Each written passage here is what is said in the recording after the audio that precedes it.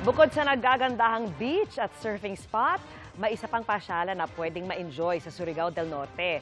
Ang mga bida, jellyfish na safe sa bayang lumangoy. Nakatutok si Ian Cruz.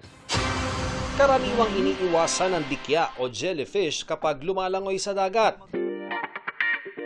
Pero ibahin nyo dito sa Sohoton Cove sa Socorro, Surigao del Norte. Isa sa highlight ng pagpunta dito sa Sohoton, yung pagpunta rin dito sa Jellyfish Sanctuary kung saan itong mga non-sting na mga jellyfish, ayan o, pwede mong lapitan nang wala kang mararamdamang anumang sakit.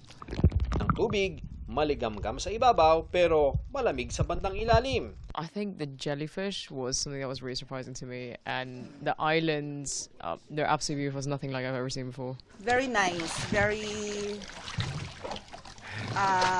quiet place. Tinawag itong Sohoton dahil tila sumusuot muna ang bangka ng mga bibisita sa cove sa ilalim ng rock formation. Kaya naman dapat low tide kung bibisita rito para siguradong makakapasok sa cove. Sa loob ng Sohoton Cove, mamamalas ang magagandang rock formation gaya ng horseshoe stalactites at ang white limestone sa isang islet. Daytime ang ating pagbisita, kaya naman tulog ang mga fruit bats na nakasabit sa mga puno. May iba pa aktibidad sa loob ng cove. Nariyan ang pagbisita sa Snoring Cave na malakristal ang tubig at kapag tumingala ka, mamamangha sa mga stalactites. Pwede ring pumasok sa isang kuweba ng lusot, paakyat sa diving area.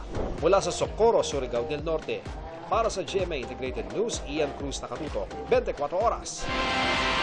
Mga kapuso, kasama nyo kami 24 oras. Mag-subscribe sa GMA Integrated News sa YouTube. Sa mga kapuso abroad, bisitahin ang GMA Pinoy TV at www.gmanews.tv.